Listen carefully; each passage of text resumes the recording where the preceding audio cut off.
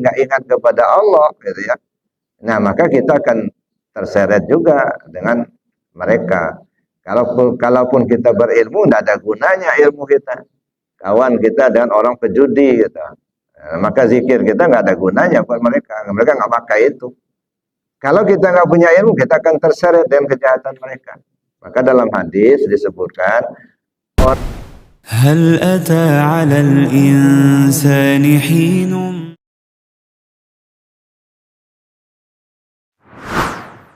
yang kedua ada buku Sirul Asrar. Itu menyangkut masalah kajian ilmu hakikat. Nah, dalam Sirul Asrar itu banyak bicara tentang hakikat ketuhanan. Mulai daripada awal kejadian manusia, dari mana dia berasal, itu sudah diceritakan oleh Sultan Aulia. Jadi kalau Sirul Asrar itu kitab yang ditulis oleh Sultan Aulia Syekh Abdul Qadir Jailani. Yang kedua ini saya pikir itu perlu untuk dipahami, dibaca.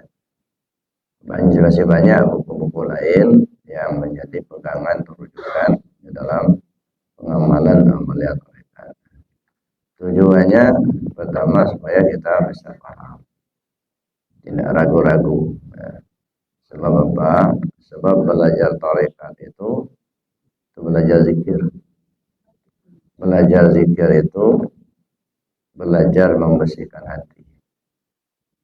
Atau ibaratnya menempuh perjalanan menuju Allah. Maka pengamal tarekat itu disebut dengan murid. Murid itu bukan murid seperti anak sekolah. Bukan. Murid yang maksudnya itu adalah orang-orang yang berkeinginan untuk usul kepada Allah. Jadi muridun orang yang berkehendak, orang yang berkeinginan untuk kembali kepada Allah dengan selamat. Ada disebut murid. Ya. Jadi karena orang yang berkehendak tentu yang diutamakan itu adalah aktivitas yang bersangkutan. Maka di sekolah juga kalau ya, menteri yang lama itu anak sekolah itu disebut dengan anak didik. Nah, kalau sekarang sudah kembali kepada istilah lama, murid. Penerimaan murid baru. Nah, kalau dulu kan peserta didik. Ya mungkin tidak jauh berbeda maksudnya, tapi sebenarnya agak berbeda. Kalau murid itu yang bersangkutan yang berkehendak. Jadi guru itu memacu atau membimbing. Jadi yang punya kehendak itu ya yang bersangkutan. Kalau peserta didik itu seolah-olah guru itulah yang berkehendak untuk mendidik anak. Nah, makanya lebih tepat ya sesuai dengan istilah dalam tarekat itu murid. Jadi orang yang berkeinginan untuk kembali kepada Allah. Nah, jadi aktivitas itu ya sangat tergantung kepada yang bersangkutan. Guru mengarahkan dan memberi penjelasan. Nah, adapun kemudian untuk selanjutnya ya, yang bersangkutan. Nah, makanya ya, dari beberapa tempat dan sudah beberapa tahun ini saya memang sengaja minta kalau karena kita ini belajar zikir ya mesti kita terapkan. Nah, jangan hanya sekedar kita mengaji, belajar, tapi apa yang kita pelajari tidak kita terapkan. Sayang di waktu. Maka beberapa tempat itu saya tawarkan. Kalau masih lanjut saya yang menyampaikan kajian, saya bilang saya minta supaya zikirnya diamalkan. Kalau hanya ingin ngaji saja, tapi zikirnya tidak diamalkan, nah mungkin ada guru lain yang lebih pantas, lebih pas ya. Makanya ada beberapa masjid itu yang tidak ingin melaksanakan itu ya sudah saya tinggalkan. Ya, saya tidak ingin hanya ibarat berkata orang Padang, kok malam babi minyak, kok siang babi masuk. Nah, membuang waktu kita hanya sekedar paham tapi tidak dilaksanakan. Nah, kita tidak, terutama saya tidak ingin seperti itu.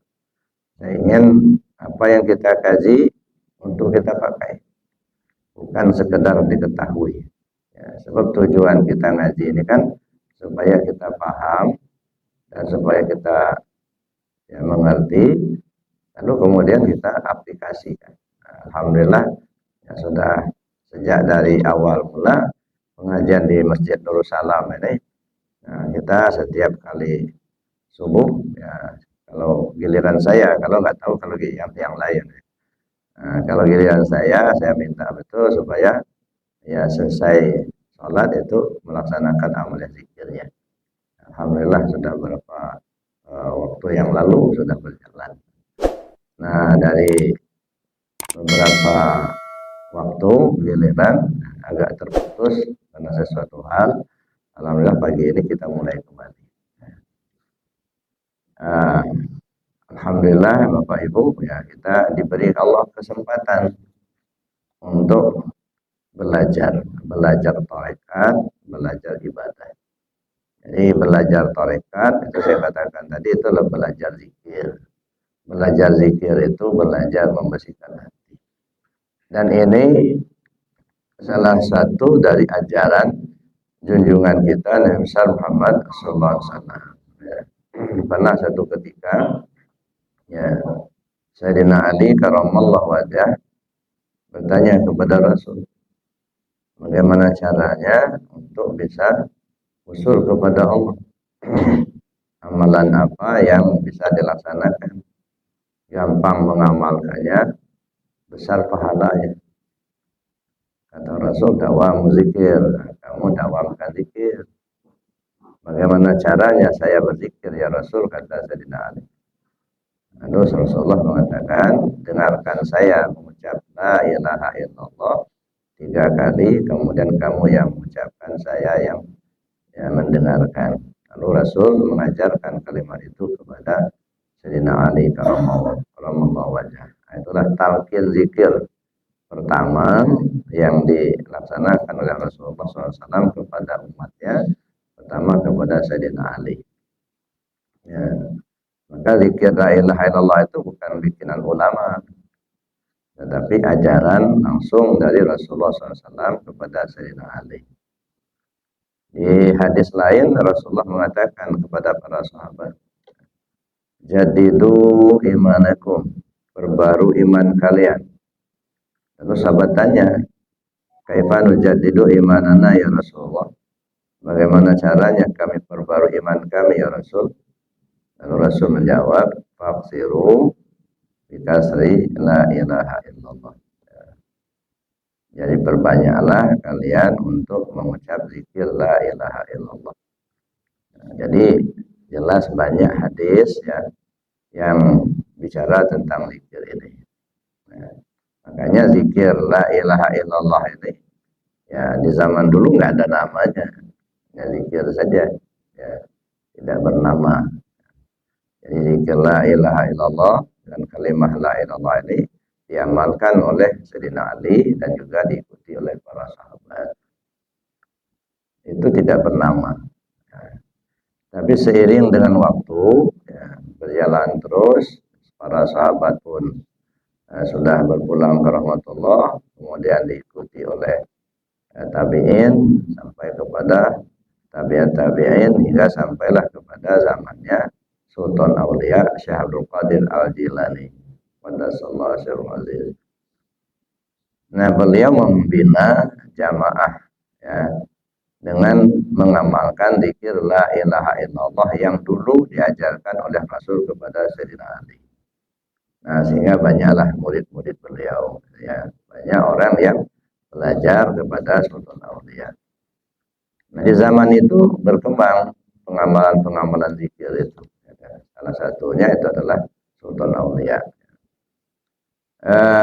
Murid-muridnya ini kemudian menisbahkan amal yang zikir itu kepada nama guru. Karena gurunya bernama Abdul Qadir, maka murid-muridnya menyebutnya Qadiriyah. Jadi Qadiriyah itu nisbah kepada nama Syekh Abdul Qadir. Jadi tarekat ini bukan tarekat Qadariyah, Qadiriyah. Kalau Qadariyah itu aliran. Kalau Qadiriyah itu amaliyah. Amalan tarekat, amalan zikir yang dinisbahkan kepada Sultan Aulia Syekh Abdul Qadir Al-Jilani. Nah, di zaman itu ya, banyak murid-murid beliau. Nah, sejak dari itulah maka amaliyah zikir dengan kalimat la ilaha illallah yang dulunya diajarkan oleh Rasul kepada Sayyidina Ali mulailah bernama dengan Qadiriyah. Karena zikir ini menggunakan metode, cara, gitu ya. Jadi ya, tidak asal nyebut kalimat, tapi ada metodenya. Metode itu dalam bahasa Arabnya torekat. Torekat atau metode atau jalan, maka disebutlah torekat Qadiriyah. Nah, itu waktu itu masih Qadiriyah saja. Nah, kemudian ada satu amaliyah lagi yang memang diajarkan juga oleh Rasulullah SAW, tetapi langsung kepada Sayyidina Abu Bakar As-Siddiq radhiyallahu anhu. Jadi ketika Rasulullah bersama Abu Bakar berada di Gua Sur, ketika akan hijrah ke Madinah, ya, kan beberapa malam ya dikepung oleh kafir Quraisy rumah Rasul itu.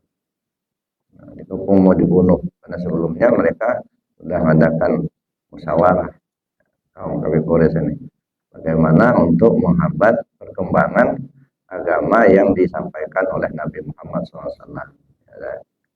Ada yang mengusulkan supaya dibunuh saja, ada yang mengusulkan supaya disiksa, dikucilkan dan lain sebagainya lah.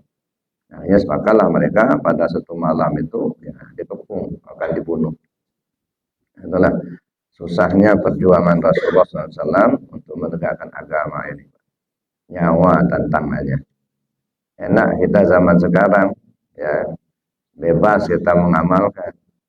Mau sholat kita di mana kita mau sholat, masjid banyak ya. Walaupun kita tidak ikut ngebangunnya, kita juga boleh melaksanakan masjid di tempat itu. Apalagi sekarang masjidnya bagus-bagus, karpetnya baru-baru. Jadi oleh karena itu bebas gitu ya. Nggak seperti dulu. Kalau dulu itu ya kalau ada orang mengamalkan agama Islam itu malah diintimidasi, mau dibunuh sama orang kafir Quraisy itu. Nah, jadi kepunglah rumah Nabi itu. Banyak orang sudah mengepung rumah Nabi. Dari mulai sore-sore. Nah, ditunggu-tunggu Nabi itu nggak keluar dari rumahnya. Ya. Sampai tengah malam Rasul nggak keluar dari rumah. Ini di depan itu banyak sudah nunggu itu ya, mau membunuh Rasul. Oleh Rasulullah SAW disuruhlah Sayyidina Ali ya untuk tidur di tempat tidurnya Rasul. Ya, lalu Rasul keluar dari rumah itu.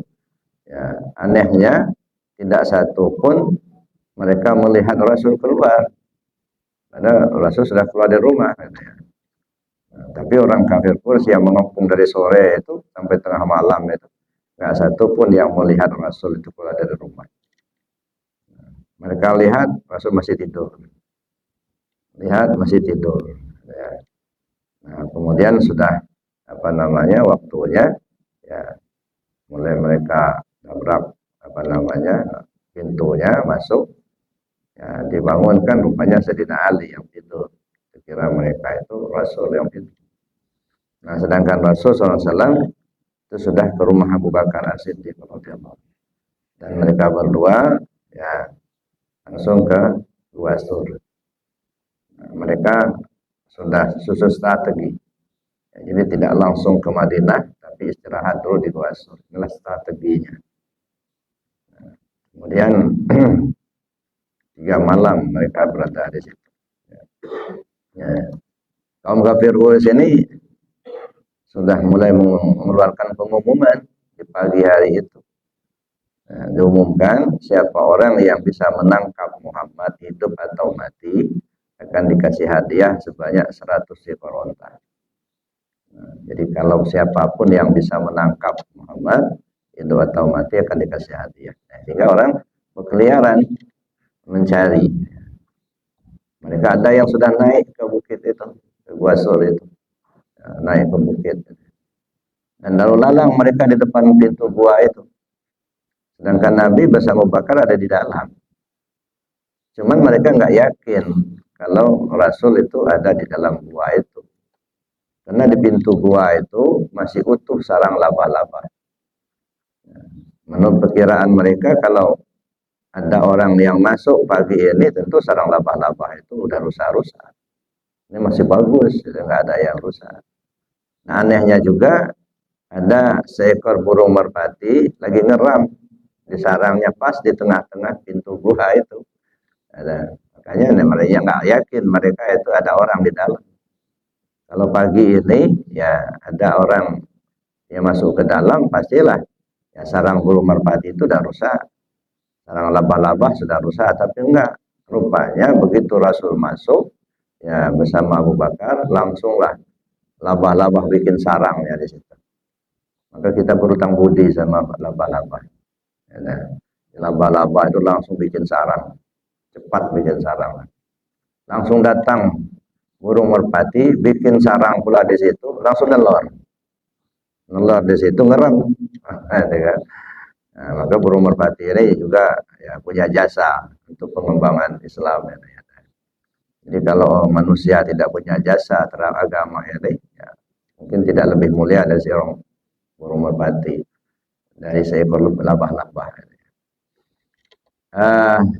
Sayyidina Abu Bakar bersama Rasul sudah ngelihat ya banyak orang di depan itu. Ada yang bawa pentungan, bawa golok gitu. Ya namanya ada pengumuman, siapa yang bisa menangkap Muhammad itu atau mati akan dikasih hadiah. Nah, jadi jelas mereka sudah bawa alat atau apa untuk menangkap. Ini kelihatan dari dalam. Ya, sehingga Abu Bakar gelisah betul gitu. Ya, apa jadinya kalau sampai mereka masuk ke dalam, Rasul ketangkap. Nah, kegelisahan Abu Bakar As-Siddiq radhiyallahu anhu ini diketahui oleh Rasul. Oleh Rasul, sehingga turunlah ayat la takhaf wa la tahzan innallaha ma'ana. Jangan takut, jangan gelisah, Allah bersama kita. Nah, oleh Rasul SAW diajarkanlah zikir untuk menenangkan hati Abu Bakar ini. Ya. Wazkur rabbaka fi nafsik tadarruan wa khifatan wa dunal jahri minal qawli bil ghudwi wal asal wa la takum minal ghafilin.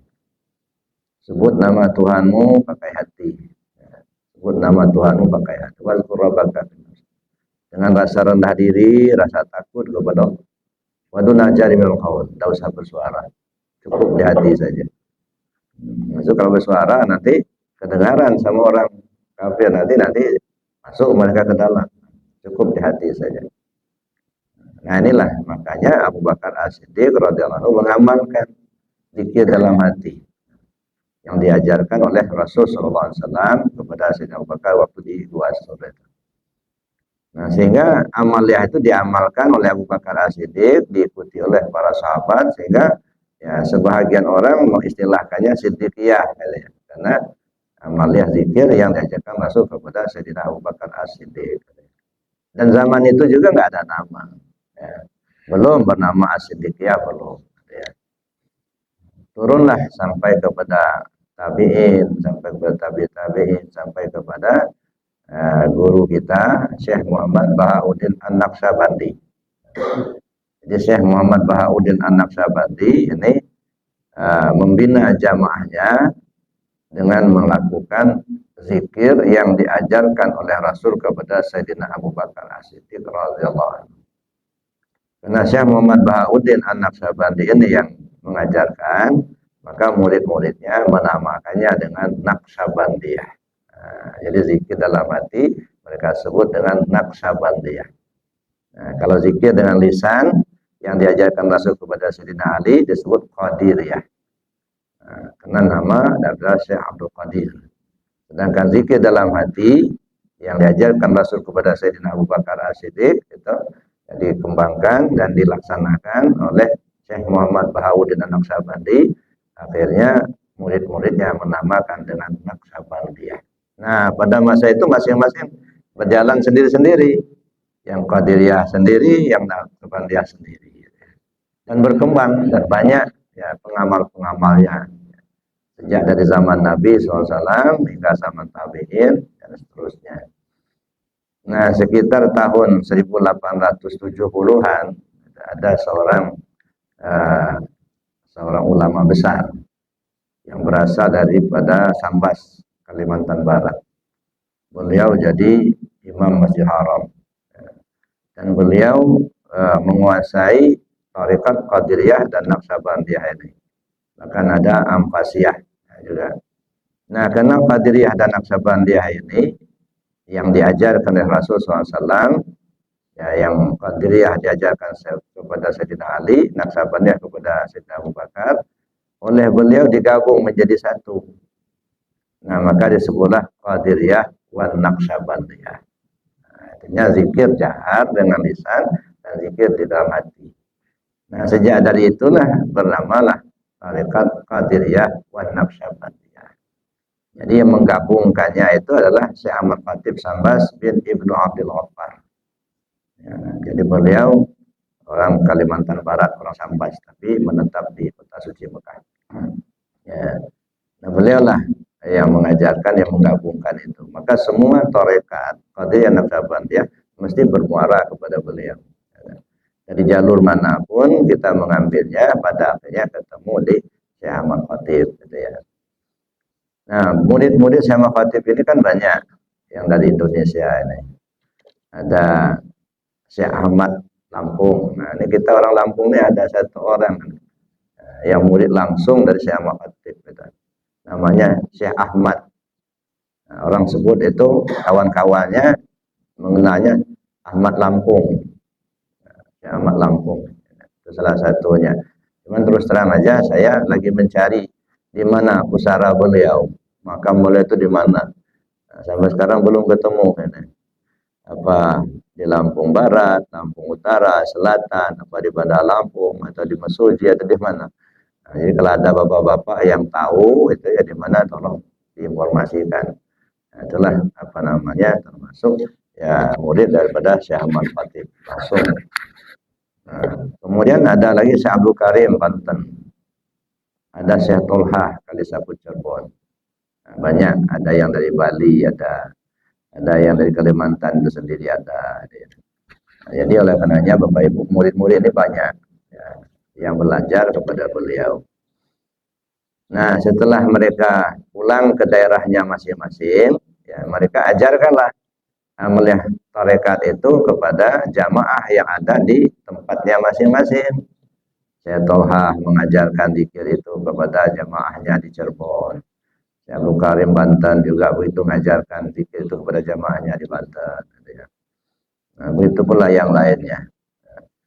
Mendekati kepulangan Syekh Ahmad Khatib, ya akan berpulang ke rahmatullah, beliau memanggil Syekh Abdul Karim Banten untuk datang ke Mekah menggantikan posisi beliau sebagai mursyid dunia. Nah, sehingga berangkatlah Syekh Abdul Karim itu ke kota suci Mekah. Nah, setelah Syekh Khatib ini berpulang ke rahmatullah, maka digantikanlah oleh Syekh Abdul Karim sebagai khalifah atau sebagai mursyid, ya, sebagai mursyid daripada tarekat Qadiriyah Naqsabandiyah. Nah, jadi setelah peninggalan Syekh Khatib, yang meneruskan ya kemursyidan itu adalah Syekh Abdul Karim. Nah, sehingga semuanya itu tunduk kepada Syekh Abdul Karim.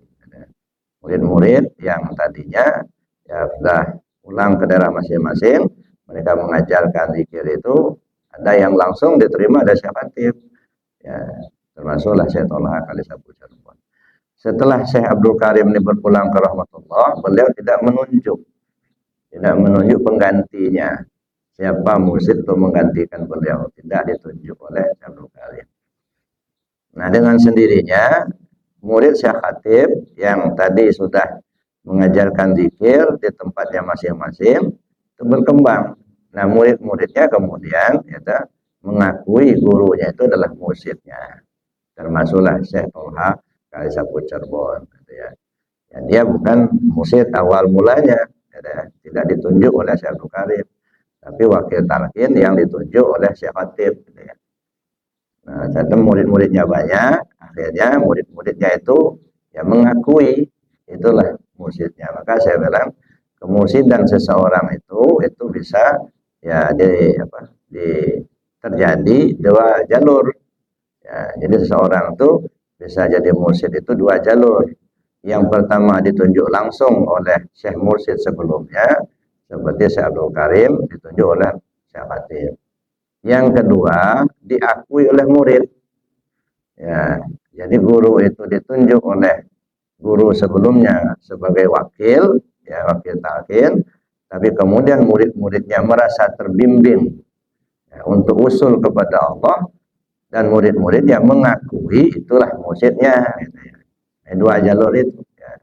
Jadi tidak boleh mursyid itu dipilih secara aklamasi. Tidak ada pengangkatan mursyid oleh orang lain kecuali oleh guru ya, guru yang bersangkutan.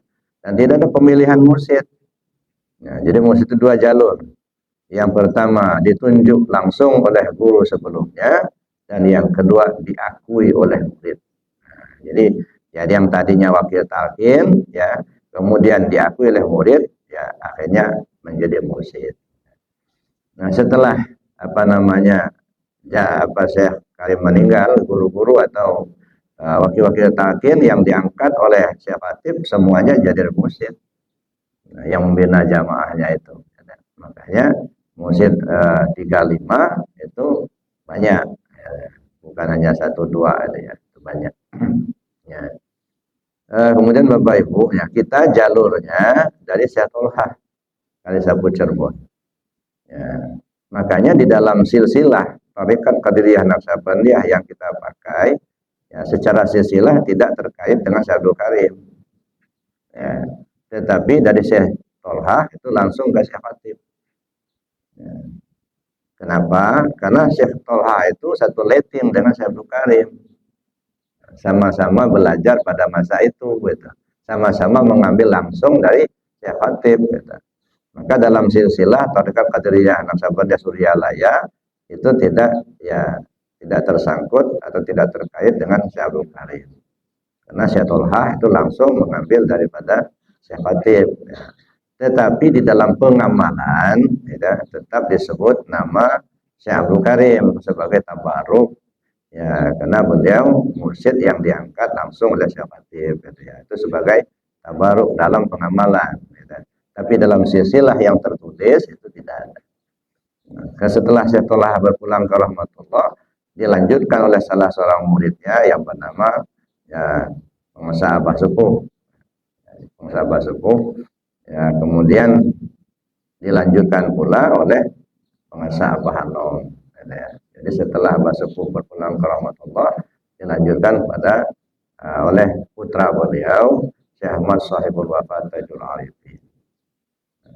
Tetapi setelah pengusaha Abah berpulang ke rahmatullah, itu pengusaha Abah tidak menunjuk siapa pengganti beliau. Nah, ini sejarah terulang kembali. Nah, ya.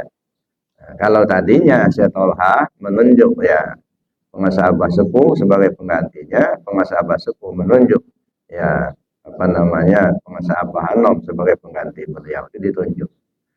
Tetapi setelah Abah Hanom, beliau tidak menunjuk siapa pengganti ya penerus mursyid ya selanjutnya, beliau tidak menunjuk. Nah, dengan tidak ditunjuknya ini saya kira ini rahasia Allah yang kita tidak tahu. Tapi yang jelas ya kan, semua wakil-wakil talqin yang ditunjuk oleh pengusaha Abah itu ya punya kewajiban untuk meneruskan.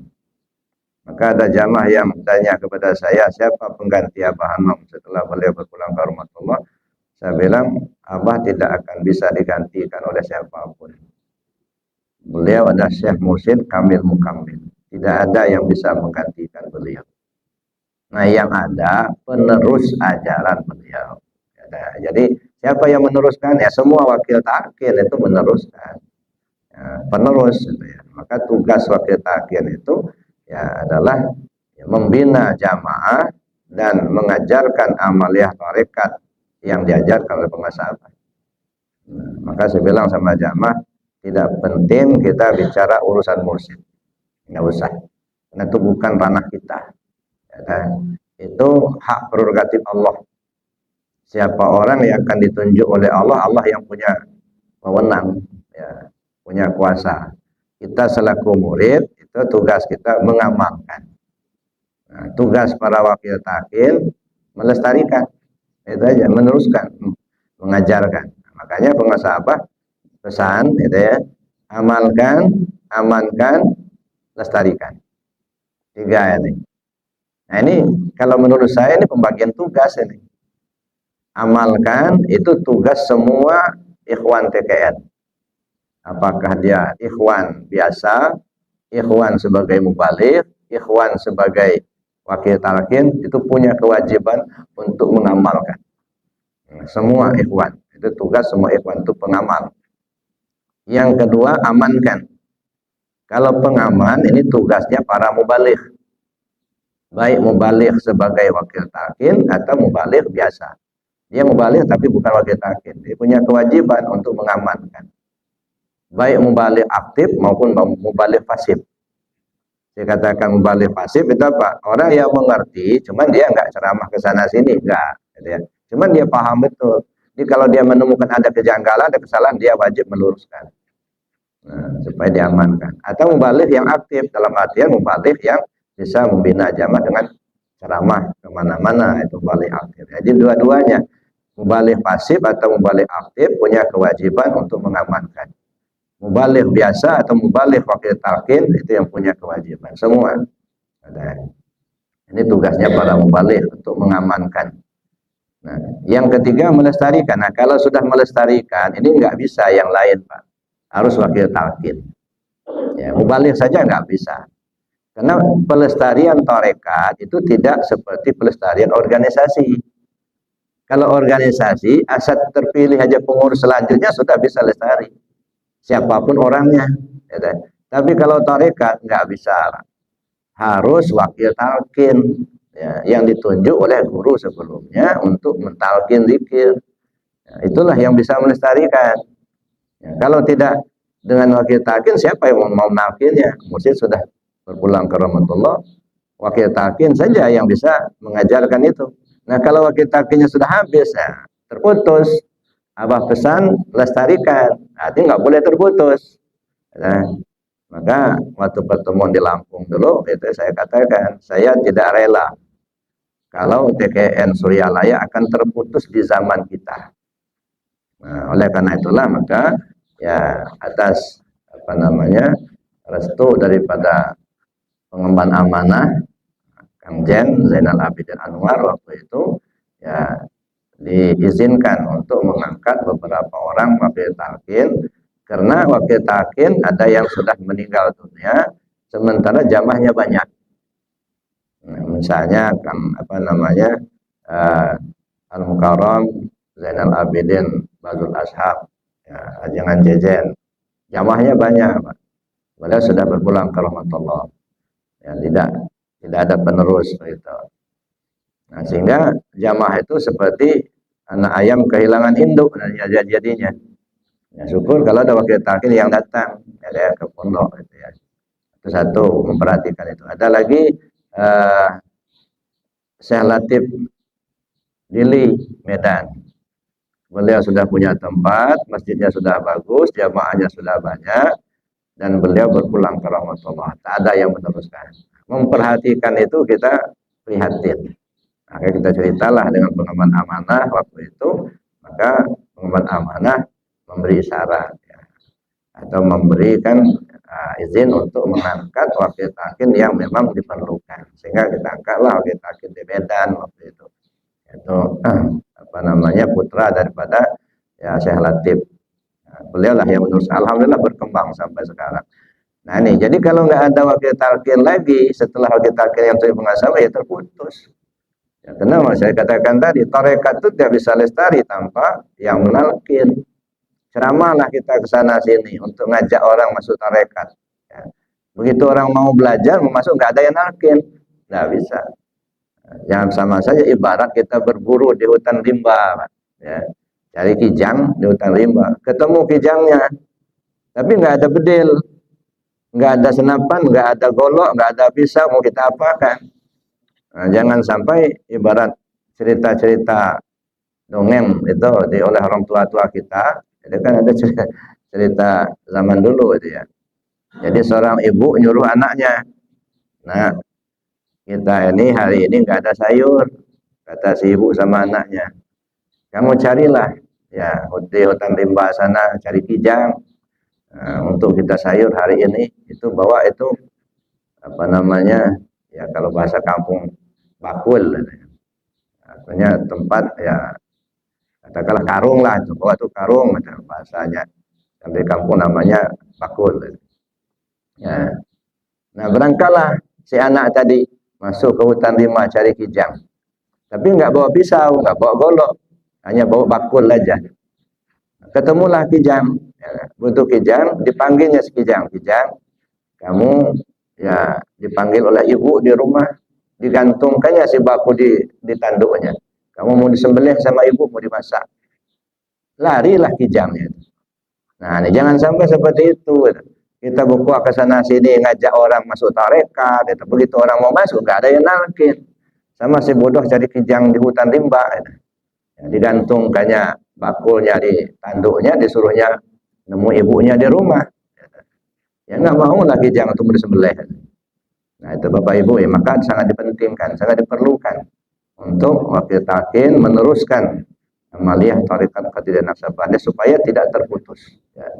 Nah, maka Bapak Ibu saya memahami ya di beberapa tahun sebelum Abah berpulang ke rahmatullah itu kan ada amaliyah yang diajarkan beliau itu wa'tasimu bihablillah, wa'tasimu bihablillah. Jadi tidak diteruskan. Ya kan ayat itu wa'tasimu bihablillahi jami'a wa la tafarraqu. Kan gitu ayatnya itu. Tapi enggak diteruskan wala tafarraqunya enggak. Wa'tasimu bihablillah. Ya, itu saja yang disuruh Abah untuk diamalkan. Saya merenung, berpikir itu ya. Kenapa kok tidak dilanjutkan wa'tasimu bihablillahi jami'a wa la tafarraqu. Nah, saya pikir inilah salah satu keistimewaan guru mursyid Kamil Mukamil. Paham betul. Belum terjadi dia sudah paham. Ya. Kalau menurut saya kenapa nggak diteruskan? Kenapa? Pasti tahu ibarat benih, Pak. Ya. Ini benih kita tanam. Kalau nggak pecah nggak bakal tumbuh. Kalau nggak tumbuh dia nggak bakal berkembang. Jadi biji itu kalau ditanam mesti pecah dulu, baru bisa tumbuh dan berkembang. Saya kira gitu juga, pecah dulu, gitu ya. Pecah itu banyak. Nah, misalnya ada musik pada akhirnya ada 38, ya. 38 mungkin banyak, mungkin 3, 4, 5, 38 itu kan terpecah. Terpecah. Nah setelah terpecah itu akhirnya berkembang. Ada musik si A, musik si B, musik si C, musik si D, berkembang. Nah setelah berkembang itulah maka akan lestari amaliyah tarekat ini. Maka saya pikir tidak alarki kita untuk ada musik 38. Ya, kenapa? Itu isyarat. Pecah dulu baru bisa berkembang. Cuman walaupun pecah wa'tasimu bihablillah. Harus dalam satu bingkai suryalaya. Ya. Silakan di mana-mana, mungkin ada musik si A, musik si B, musik si C dan seterusnya. Allah yang punya kehendak. Tapi harus ada bingkai suryalaya. Nah, maka saya pikir ya tidak pas kalau mempertahankan kemusidan karena itu bukan hak kita, itu hak Allah. Nah, kalau yang dipertahankan itu suryalayanya, itu memang hak suryalaya. Maka saya lebih condong itu ya yang dipertahankan suryalayanya. Tarekat Qadiriyah Naqsabandiyah suryalaya. Nah, itu bisa berkembang. Nah, karena itu udah hak suryalaya untuk mempertahankan itu. Tapi kalau mempertahankan kemusidan itu bukan hak kita. Itu hak prerogatif Allah. Ya, jadi yang mempertahankan yang bukan hak kita nggak akan selesai, Pak. Ya, pertahankan yang menjadi hak kita. Ya, hak kita mempertahankan suryalayanya, itu hak kita.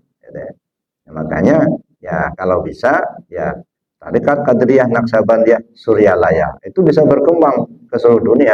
Ya.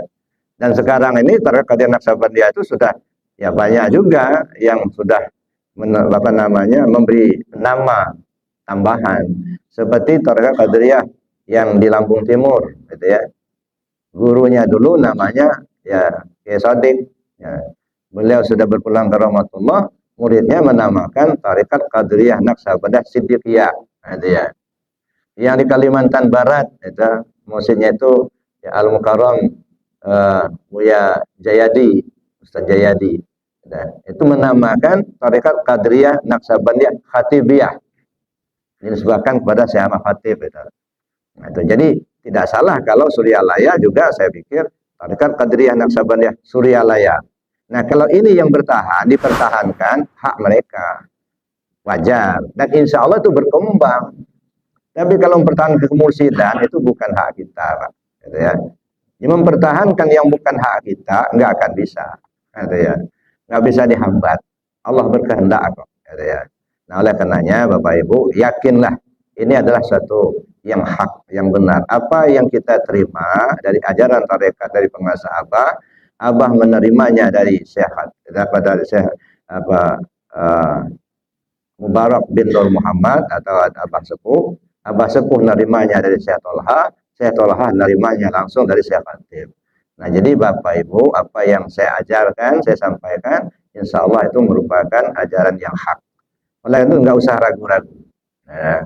Nah, sebab keraguan-raguan itu akan membuat kita tidak istiqomah dalam pengamalan.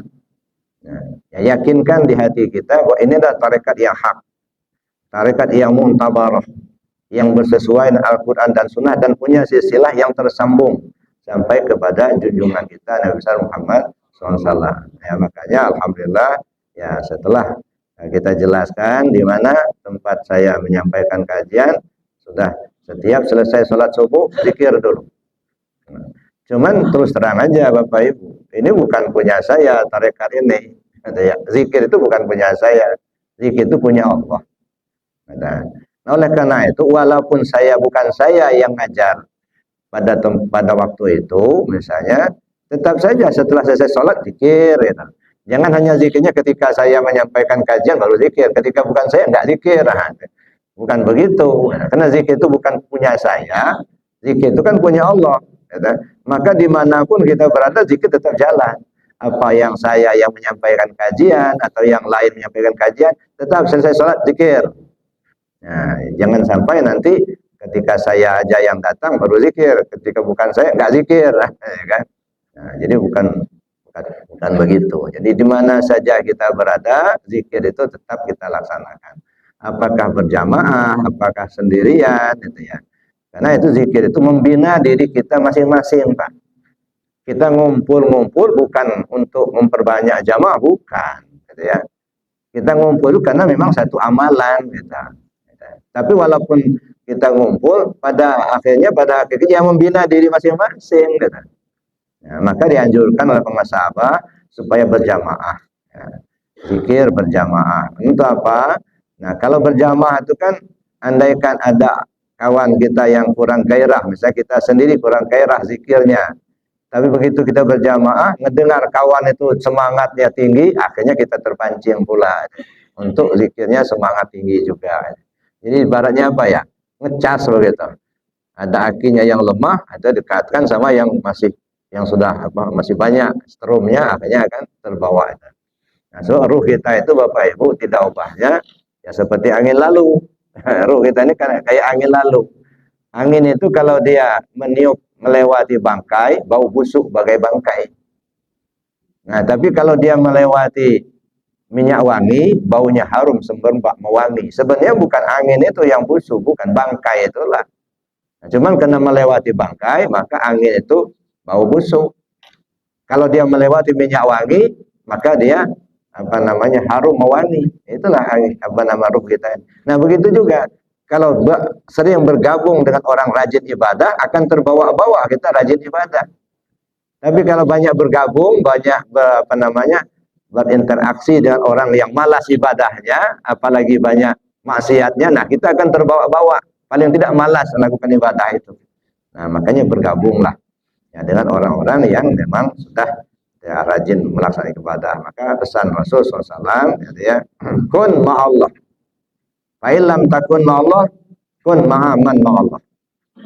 Jadilah kamu selalu bersama Allah. Kalau kamu belum bisa bersama Allah, bersamalah dengan orang-orang yang sudah bersama dengan Allah. Kata.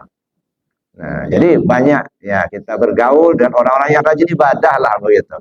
Ya. Jadi makanya Luqman Al-Hakim ketika memberikan nasihat kepada putranya, kepada anaknya, nah kalau kamu mencari majelis, ya carilah majelis yang mereka itu zikir kepada Allah, ingat hatinya ke Allah. Karena kalau kau punya ilmu, ilmumu itu sangat berguna buat mereka. Kalau kamu tidak punya ilmu, kamu bisa belajar dari mereka. Tapi jangan sekali-kali kamu duduk bermajelis dengan orang yang hatinya lalai dengan Allah, lalai ingatnya kepada Allah. Ya, banyak maksiatnya. Jangan, kata Luqman kepada anaknya. Karena kalau kau punya ilmu, ilmumu itu nggak ada gunanya buat mereka. Tapi kalau kau tidak punya ilmu, engkau akan terseret dengan kejahatan mereka. Ya, pilihlah majelis yang hatinya selalu ingat ke Allah. Gitu ya. Nah, maka kalau kita punya ilmu, insya Allah ilmu itu bermanfaat buat yang lain. Mereka akan mengikuti, mendengarkan. Gitu ya. Tapi kalau kita tidak punya ilmu, nah kita bisa belajar dari mereka. Gitu. Nah, tapi kalau kita selalu bermajelis kepada orang-orang yang hatinya lalai, nggak ingat kepada Allah, gitu ya. Nah, maka kita akan terseret juga dengan mereka. Kalaupun kita berilmu, tidak ada gunanya ilmu kita. Kawan kita dan orang pejudi, gitu. Nah, maka zikir kita nggak ada gunanya buat mereka. Mereka nggak pakai itu. Kalau kita nggak punya ilmu, kita akan terseret dengan kejahatan mereka. Maka dalam hadis disebutkan, orang yang hatinya zikir kepada Allah, duduk bermajelis di tengah orang yang hatinya lalai, tidak ingat pada Allah, tidak ubahnya seperti orang hidup duduk di tengah gelimpangan mayat. Nah, hati yang mati. Hati yang mati itu kan hati yang nggak ingat kepada Allah. Dalam hadis lain disebutkan, orang yang hatinya selalu ingat kepada Allah, duduk bermajelis di tengah orang yang tidak ingat kepada Allah, sama dengan pohon yang rindang hidup di tengah pohon-pohon yang kering. Nah, makanya ya ayyuhatuhan nafsul mutmainnah irji'i ila rabbiki radiyatan mardiyah fadkhuli fi ibadi wadkhuli jannati. Itu ayat itu sekarang Pak dipakai, jangan nunggu nanti di akhirat. Wahai jiwa yang tenang, ya kembalilah kau ke Tuhanmu. Irji'i ila rabbiki radiyatan mardiyah. Ya, kembali kepada Allah. Hati kita redha, ikhlas, ya senang untuk kembali ke Allah. Allah pun meridhai.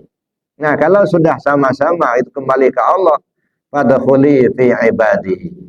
Masuklah kamu ke golongan hamba-hamba. Masuk dalam komunitas yang diakui Allah sebagai hamba. Bukan ngaku-ngaku hamba Allah, bukan. Tapi Allah sendiri yang sudah mengaku itu sebagai hambanya. Siapa itu? Para anbiya, para mursalin, para aulia, para suhada, para solihin. Nah, itu saudara kita. Ya, dan saudara-saudara kita. Kalau betul-betul hati kita itu sudah lurus kembali kepada Allah, akan ketemu nanti dengan yang satu frekuensi lah gitu. Ya, orang-orang yang hatinya memang kembali ke Allah juga. Ya, nah, akan ketemu. Maka jangan heran Bapak Ibu. Ya, kalau Bapak Ibu misalnya ya sebelum belajar tarekat, ya, kawan-kawannya banyak. Ya, orang pada senang. Tapi setelah mereka tahu belajar tarekat, mulai dikucilkan. Ya, jangankan mau salaman, nengok aja udah mengot kata. Nah, ada kawan saya bilang, nggak ngerti saya Buya katanya. Saya dulu sebelum talqin Buya, banyak tamu saya ke rumah. Karena memang saya ada panggilan, ya ada yang saya panggil. Ya, kalau mereka datang katanya mau berobat, nah saya panggil. Ya, nggak lama-lama datang yang saya panggil itu. Nah dia yang ngobatinya, katanya. Ya khadamnya gitu ya. Ya, nggak banyak lah tamu-tamu saya. Tapi setelah talqin zikir, dia keringatan saya manggil nggak datang-datang lagi. Nah, dan orang sudah jarang datang ke rumah, nah, kata beliau. Nah jadi itu jangan kecil hati Bapak Ibu. Fadkhuli fi ibadi. Allah lagi menjaga kita, ya kan? Jadi kalau ada bisa belajar tarekat, kalau dikucilkan jangan kecil hati. Karena Allah Maha tahu. Ya, kita belum kuat. Hati kita belum kuat. Nah, kalau bergabung dengan orang-orang yang tidak satu frekuensi, ya kan? Tidak sama-sama niatnya ke Allah begitu. Ada niatnya karena masalah dunia, dia kan tidak semata ke Allah. Itu tidak satu frekuensi. Nah, akhirnya akan menjauh ya. Kalaupun ketemu tiap hari, salaman, tidak ubahnya seperti air dengan minyak. Nggak masuk ke hati. Ya. Tapi kalau satu frekuensi, dalam artian sama-sama niatnya ke Allah, ya insya Allah seperti saudara. Ya, makanya wadkhuli jannati, masuklah ke surgaku. Apa itu? Ketenangan. Di surga kan tenang, gitu ya. Tidak ada bully membuli, tidak ada salah menyalahkan, gitu ya. Malah seperti saudara sendiri. Kalau jarang dilihat ditanya kemana, saya udah lama nggak kelihatan. Ada kesempatan silaturahim ke rumahnya, udah kayak saudara, walaupun bukan saudara kandung. Gitu. Kenapa? Karena satu frekuensi tadi. Allah sudah jelaskan itu. Fadkhuli fi ibadi wadkhuli jannati. Masuklah dalam komunitas hamba-hambaku dan masuklah ke dalam surgaku. Maka jangan heran, mungkin kita ketemu di mobil misalnya, baru sekali ketemu, bincang-bincang urusan ketuhanan, nyambung rupanya, udah kayak sudah saudara, kayak sudah lama ketemu gitu ya. Karena dari hati sudah nyambung. Tapi kalau di hatinya nggak nyambung, Pak, walaupun tangannya salaman terus, tidak ubahnya seperti air dengan minyak. Ya, tangannya saja yang nempel, hatinya menjauh. Nah, disitulah kadang-kadang kita dendam, kusumat, gontok-gontokan, salah menyalahkan, gitu ya. Ya, kita tidak ingin seperti itu. Jadi oleh karena itu Bapak Ibu bersyukur kita kepada Allah Subhanahu wa taala, Allah beri petunjuk ya, ketemu dengan jalan yang sudah diberi Allah kepada hamba Allah sebelumnya. Ya. Ya, kan ada permintaan kita selalu ihdinas siratal mustaqim. Tunjukkan kami ke jalan yang lurus. Mana jalan lurus? Siratal ladzina an'amta alaihim. Jalan yang telah engkau beri nikmat kepada mereka. Siapa mereka? Para anbiya, para mursalin, para aulia, para syuhada, para sholihin. Nah, kita rindu, kepingin seperti mereka. Nah, bergabunglah dengan mereka. Ya. Nah, setelah kita diberi petunjuk dan kita berada pada jalan yang benar, nah istiqomahlah di situ. Nah, jaga jangan sampai tergelincir. Ya, so iblis itu Bapak Ibu selalu berusaha untuk menggelincirkan kita manusia ini. Ya, nah, ada mungkin yang ngajak begini, ngapain belajar tarekat, nanti gila kamu. Ngapain belajar tasawuf, itu bid'ah. Nah, itu kan ajakan-ajakan supaya kita keluar dari situ. Nah, kita sudah berada pada jalan yang benar, istiqomah. Ya, siapapun yang mengajak untuk keluar situ, saya pikir perlu ditolak. Ya, kenapa? Karena apa yang diajarkan pengasahabah kepada kita itu adalah ajaran yang hak. Ya, silsilah tersambung sama Rasul dan ajaran yang bersesuaian dengan Al-Quran dan Sunnah. Mudah-mudahan kita semua menjadi hamba Allah yang diridainya, diakui oleh pengasahabah sebagai muridnya. Nah, sehingga semua kita selamat dunia, selamat akhirat. Amin. Allahumma amin. Bapak Ibu yang saya hormati, saya kira demikian untuk materi kajian pagi ini. Namun sebelum kita akhiri, mungkin kalau ada hal-hal yang ingin kita diskusikan. Sementara saya akhiri dulu. Assalamualaikum warahmatullahi wabarakatuh.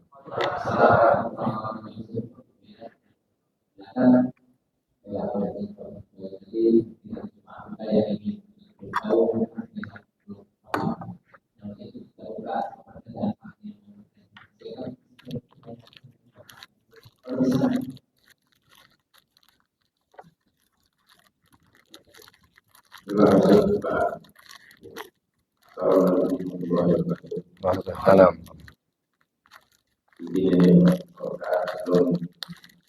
Ya.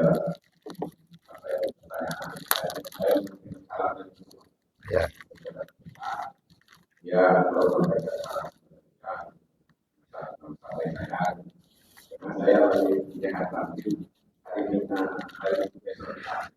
ya. Terkait pertanyaan ini, saya ingin ada kalimat-kalimat bahwa di dalam kajian tersebut ada kalimat bahwa kalau kita tidak ketemu Allah, jangan harap nanti ketemu namanya seperti itu. Yang mungkin juga saya juga demikian. Waalaikumsalam warahmatullahi wabarakatuh. Itu Allah langsung Pak yang ngasih tahu Pak. Itu bukan kata ulama. Man kana fi hadhi a'ma wa huwa fil akhirati a'ma wa adalla sabila. Siapa orang yang buta tentang Allah di dunia ini, di akhirat pun dia buta dan akan menempuh jalan sesat. Artinya kalau nggak tahu sama Allah sekarang, di sana nggak bakal tahu. Nggak ketemu Allah sekarang, di sana nggak bakal ketemu. Kenapa? Karena Allah itu sifatnya baqo, kekal. Nah, yang kekal itu nggak berubah-ubah. Ya. begini keadaannya di dunia, nanti dia akan begitu juga, Pak. Ya kan? Nah, contohnya gini, kalau Bapak nggak bisa baca, sama sekali nggak bisa baca, umpama di Bandar Lampung ini, pergilah ke Mekah sana tetap saja nggak bisa baca. Ya. Walaupun ke Amerika sana tetap saja nggak bisa baca. Ya kan? Nah begitu, jadi artinya kalau nggak kenal Allah sekarang, di akhirat nggak bakal kenal. Kalau nggak ketemu Allah sekarang, di sana nggak bakal ketemu. Kenapa? Karena Allah itu sifatnya bako, kekal, ada, nggak berubah-ubah. Jadi kalau sudah tahu sekarang, di sana pasti tahu, gitu. Sekarang nggak kenal, di sana pasti nggak kenal juga. Nah, makanya itu, maka nabi hadzi ama, wahwa fil akhirati ama wa adalla sabila. Nah makanya kita perlu untuk mengenal itu, ya, kenal dulu dengan Allah sampai ketemu. Ya kan banyak betul isyaratnya, Pak. Nabi Muhammad SAW waktu Isra Mi'raj ketemu Allah enggak? Ketemu kan? Nah, sampai ada dialog at-tahiyatul mubarakatuh salawatut thayyibatu lillah. Nah, dijawab oleh Allah, assalamualaikum ayuhan nabi wa rahmatullahi wa barakatuh. Lalu hasil Isra Mi'raj itu apa? Salat. Nah, artinya aplikasi Isra Mi'raj itu dalam salat. Ya, salat itu kata Allah, ya aqimis salata li zikri. Kamu dirikan salat untuk mengingat aku. Ya ingat itu tanda tahu. Kalau tahu, wa fi anfusikum afala tubsirun. Dalam dirimu sendiri kenapa kamu tidak temui? Tidak ketahui. Nah, sekarang pertanyaannya ketika kita salat ketemu Allah enggak? Itu ya kan? Ya, harus ketemu, Pak. Kan kita baca at-tahiyatul mubarakatuh salawatut thayyibatu lillah. Ya, itu kan kata sifat. Assalamualaikum ayuhan nabi wa rahmatullahi wa barakatuh, kata zat. Nah, itu pertemuan antara zat dan sifat di dalam salat. Nah, sekarang kita sendiri tanya ke diri kita, ketemu Allah enggak ketika kita salat? Atau mengulang hafalan saja? Ya, karena kita sudah hafal Al-Fatihah diulang-ulang. Sudah hafal tahiyat diulang-ulang. Tapi ketemu enggak? Itu masalahnya. Ya, nah, makanya salat itu mi'rajul mu'minin. As-shalah mi'rajul mu'min. Salat itu ya mi'rajnya si al-mu'min. Siapa itu si al-mu'min? Ruh kita. Al-mu'min mi'ratul mu'min. Si al-mu'min cerminan daripada si al-mu'min. Maksudnya apa? Ruh kita itu cerminan dari Allah. Ya. Nah itu pertanyaannya, kita laksanakan ketemu Allah apa enggak? Kalau enggak ketemu berarti enggak mi'raj, Pak. Ya, yang namanya mi'raj itu kan naik. Naik itu dari bawah ke atas, itu namanya naik, kan kita sering tahu itu. Yang namanya naik dari bawah ke atas. Kalau kita sudah naik, berarti kita sudah di atas. Kalau kita sudah di atas, artinya sudah nggak di bawah lagi, gitu. Kalau masih di bawah, berarti belum naik, gitu.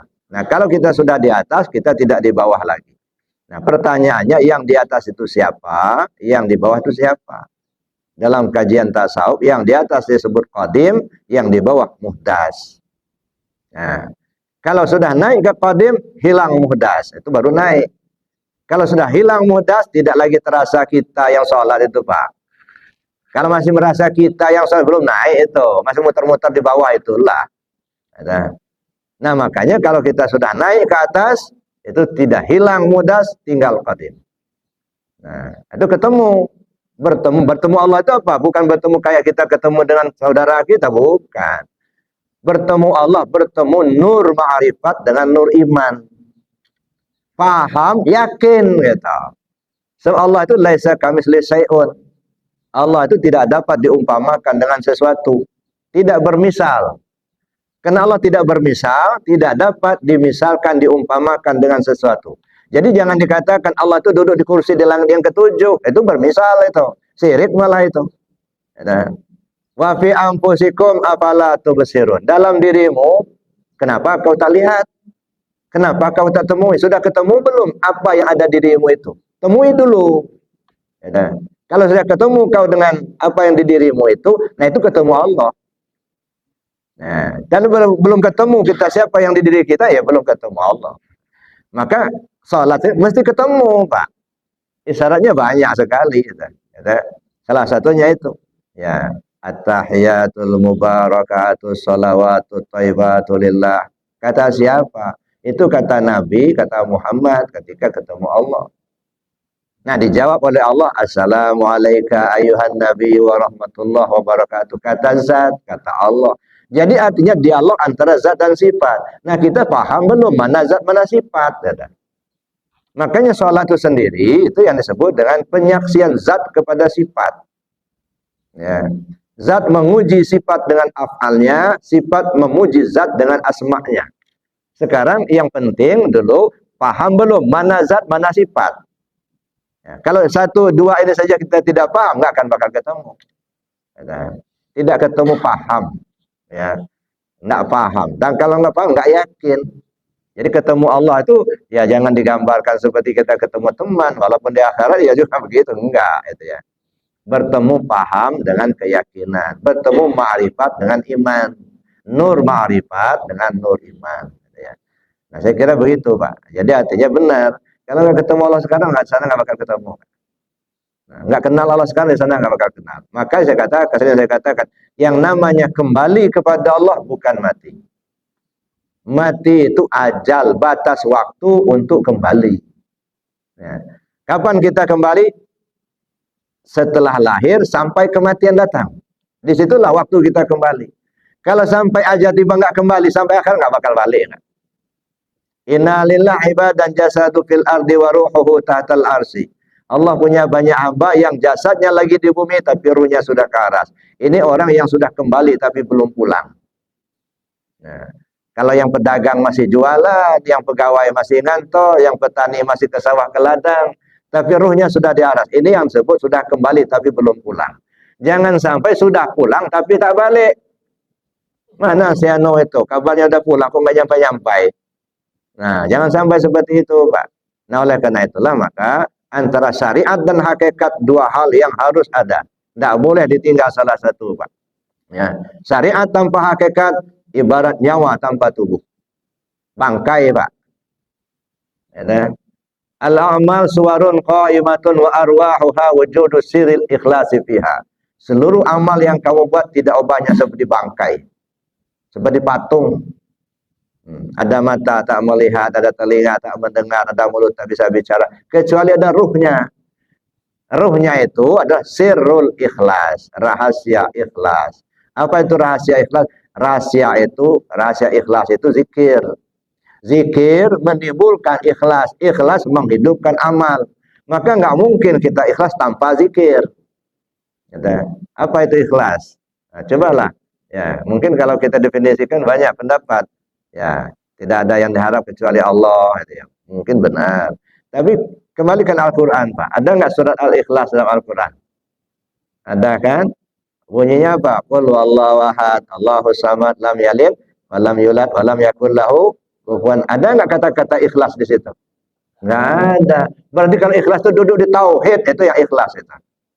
Ya, kalau nggak duduk di tauhid, nggak bakal ikhlas. Yang namanya ikhlas yang sesungguhnya duduk di tauhid. Bagaimana duduk di tauhid? Hilang keakuan kita, yang ada hanya Allah. La ilaha illallah. Gitu ya. Ya, menghilangkan sifat kehambaan, memakai sifat ketuhanan. Menghilangkan apa adanya kita untuk kita isbatkan hanya kepada Allah semata. Maka kalimat la ilallah nafi dan isbat. Menafikan yang ada pada hamba, mengisbatkan hanya kepada Allah saja. Kalau kita masih yakin Allah kuasa, kita kuasa juga, nah syirik itu Pak. Ya. Allah ada, kita ini ada, gitu. Allah mendengar, kita masih mendua, itu masih syirik itulah. Ya, belum duduk di tauhidnya, gitu ya. Jadi itu Bapak Ibu. Jadi ya istilahnya kalau nggak ketemu Allah di dunia, nggak ketemu di akhirat, benar. Ya, gambarnya itu tadi kita nggak bisa baca di Bandar Lampung ini kemanapun kita pun tetap aja nggak bisa baca. Ya, karena itu ya yang dia apa? Yang melekat pada diri kita. Ya. Saya kira itu Pak. Ya. Jadi artinya antara syariat dan hakikat itu harus sejalan. Nah, syariat tanpa hakikat sama dengan bangkai. Nah, tapi hakikat dengan tidak ada syariat sama dengan ruh gentayangan. Nah, makanya dua-duanya syariat kita jalankan, hakikat kita pakai. Ya, itulah diajarkan Rasul itu. Ya makanya antara akidah dengan syariah, gitu ya, nggak bisa dipisah Pak. Nah, saya kira demikian. Ya, silakan Pak.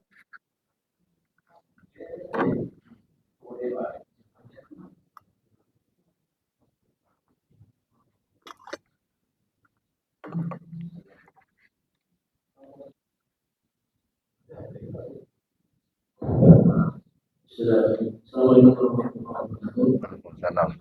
Ya, di kajian-kajian dia dahulu antara kita manusia ini sebelum dilahirkan kita tetap harus kita terlebih dahulu. Jadi gimana posisi ibadah kita, doa kita, apakah itu bisa merubah ketetapan? Terima kasih. Ada ayatnya itu. Innallaha la yughayyiru ma biqaumin hatta yughayyiru ma bi anfusihim. Ada dua pengertian. Innallaha la yughayyiru ma bi anfusihim. Innallaha la yughayyiru ma bi anfusihim hatta yughayyiru ma apa? Innallaha la yughayyiru ma biqaumin hatta yughayyiru ma bi anfusihim. Allah tidak akan merubah ketetapannya pada satu kaum meskipun kaum itu berusaha merubahnya. Itu satu, gitu ya. Jadi kalaupun sudah ditetapkan oleh Allah, ya kita nggak bisa merubahnya lagi, Pak. Jadi tidak ada yang kita bisa merubah. Nah, kalau bisa dirubah, berarti Allah itu bisa diatur sama kita. Nah, satu. Yang kedua, pengertiannya Allah tidak akan merubah keadaanmu sebelum kau merubah apa yang ada di dirimu. Nah, jadi sebelum kita merubah apa yang ada di diri kita, itu Allah nggak akan merubahnya. Apa yang ada di diri kita itu? Ada hati kita. Sekarang nggak mau zikir. Nah, sebelum kau rubah nggak maunya itu nggak bakal berubah. Nah, itu ya. Itu. Jadi ya kalau pertama tadi Allah tidak akan merubah ketetapannya pada satu kaum meskipun kaum itu berusaha merubahnya. Karena memang Allah sudah tetapkan. Jadi kalau menurut saya secara dilihat dari segi akidah nggak ada kita bisa merubah, Pak. Ya. Kalau kita bisa merubah berarti ya ketetapan Allah itu cucu cabut. Masa kita bisa merubahnya? Nah sekarang coba direnungkan, pakai apa kita merubahnya? Mungkin kita akan mengatakan, oh si Anu itu dulunya miskin, rumahnya sederhana, ya, duitnya kadang-kadang ada, kadang-kadang enggak, miskin. Oh tapi dia berusaha maksimal. Kalau dia ngebun ya kebunnya bagus, ya. Kalau dia dagang, dia usaha dagangnya akhirnya berhasil. Sekarang sudah punya rumah yang bagus, sudah punya mobil. Menurut kita dia merubah nasibnya enggak, Pak. Kalau Allah enggak gerakkan hatinya untuk berusaha, kira-kira bisa berusaha enggak? Enggak. Yang menggerakkan hatinya untuk berusaha siapa? هل أتى على الإنسان حين